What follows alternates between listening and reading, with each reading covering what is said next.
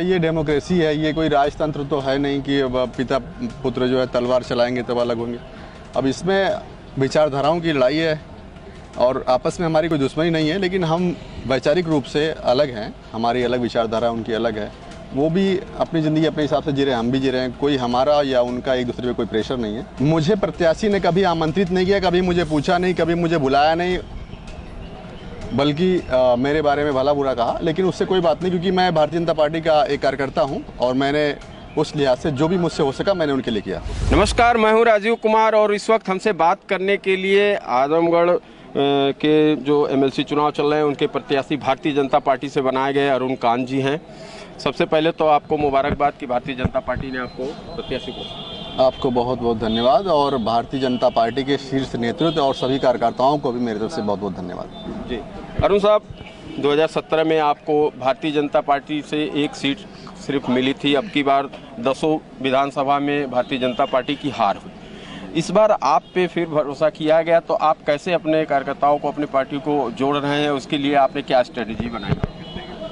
मैंने आपको अभी इससे पहले बताया कि मैं अपनी जो मेरा प्लान है इस चुनाव को लड़ने का, मैं उसका खुलासा तो नहीं कर सकता हूँ, लेकिन मुझे उम्मीद है कि लोग एकजुट होकर के हमारे साथ रहेंगे।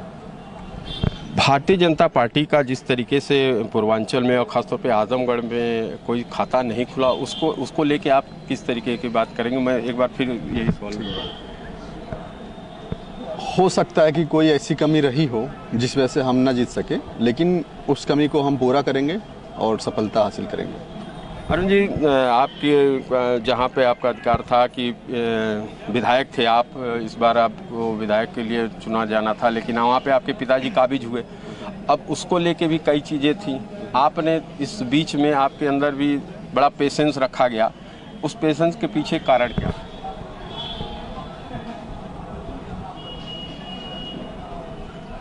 जैसे हमारी पार्टी ने भी बिल्कुल सही निर्णय लिया और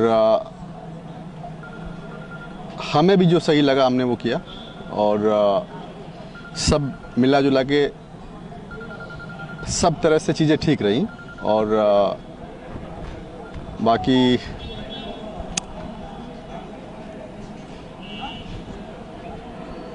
बाकी मुझे लगता है कि सब कुछ आगे भी ठीक ही रहेगा। कोई इस तरह का मुझे कोई संशय या कोई मतलब किसी तरह की शंका या कोई संशय या किसी तरह के असमंजस में मैं बिल्कुल नहीं हूँ। ये एमएलसी का चुनाव 2 जिलों का है, आजमगढ़ मऊ का। खासतौर पे सिलेक्टेड लोग इसको चुनेंगे, तो एक तरह से आपके लिए कितना चैलेंज? मैंने ये महसूस किया है कि ये चुनाव मैं नहीं लड़ रहा हूँ, यहाँ के स्थानीय लोग लड़ रहे हैं। और मैं सही बताऊं, इससे पहले मैंने कभी भी इस तरह का चुनाव नहीं लड़ा। जो अनुभव मैं इस चुनाव में महसूस कर रहा हूं, इससे पहले मैंने कभी महसूस नहीं किया और मुझे लगता है कि ये ऐतिहासिक जीत होगी हमारी आजमगढ़ और मऊ ज़िले में। चलिए सवाल करते हैं, आपके पिताजी रमाकांत यादव जी समाजवादी पार्टी के एक कद्दावर नेता के रूप में हैं और एक ही आंगन में अब आप भारतीय जनता पार्टी की राजनीति, दोनों चीज़ें एक ही आंगन में कैसे संभव? मैंने कई बार आपको बताया, ये डेमोक्रेसी है, ये कोई राजतंत्र तो है नहीं कि अब पिता पुत्र जो है तलवार चलाएंगे तब अलग होंगे। अब इसमें विचारधाराओं की लड़ाई है और आपस में हमारी कोई दुश्मनी नहीं है, लेकिन हम वैचारिक रूप से अलग हैं, हमारी अलग विचारधारा उनकी अलग है। वो भी अपनी ज़िंदगी अपने हिसाब से जी रहे हैं, हम भी जी रहे हैं। कोई हमारा या उनका एक दूसरे पे कोई प्रेशर नहीं है और ये अच्छी बात है लोकतंत्र के लिए।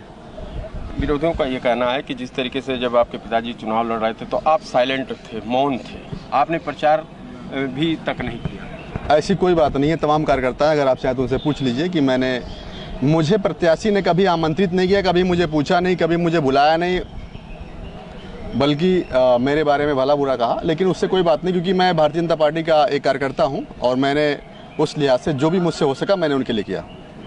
खासतौर पे पिताजी की बातें आई, मीडिया में भी ये बातें आई कि वो मेरे बेटे हैं और जो उनका फैसला होगा, जो हम सोचेंगे वो फैसला उचित सोचेंगे, तो उसको लेके भी कुछ बातें। अब जैसे मैं उनका बेटा तो हूँ ही, लेकिन मैंने आपसे बताना कि हम राजनीतिक रूप से अलग अलग इंसान हैं और इस मामले में हम बिल्कुल फ्री हैं, कोई प्रेशर नहीं है हमारे ऊपर। तो पिताजी हैं तो आशीर्वाद तो लिया होगा? अब आशीर्वाद ले लिया उन्होंने, आशीर्वाद दे दिया। क्या बोले? अरे यही भाई, खुश रहिए। उनका ये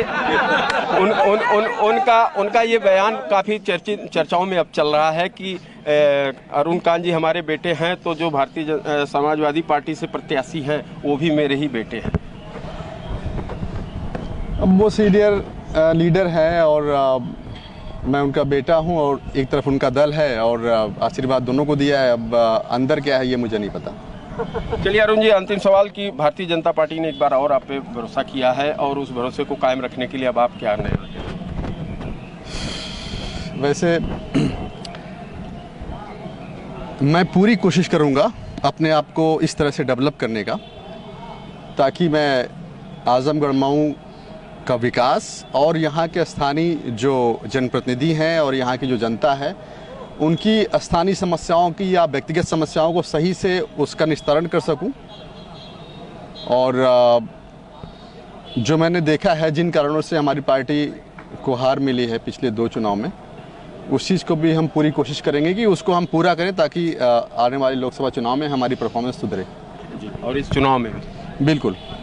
चलिए ठीक, शुक्रिया साहब। तो ये थे अरुण कांत जी, और इन्हें भारतीय जनता पार्टी ने मऊ आजमगढ़ से एमएलसी पद के लिए प्रत्याशी बनाया। आज उन्होंने पर्चा दाखिला किया और इस संदर्भ में उन्होंने बताया कि पिताजी से भले ही आशीर्वाद लिया है, लेकिन उनकी सोच और हमारी सोच में अंतर है और हम पार्टी के लिए एक कार्यकर्ता के रूप में काम करेंगे और पार्टी में रही कमियों को भी दूर करने का काम करेंगे। राजीव कुमार, आजमगढ़, यूपी तक।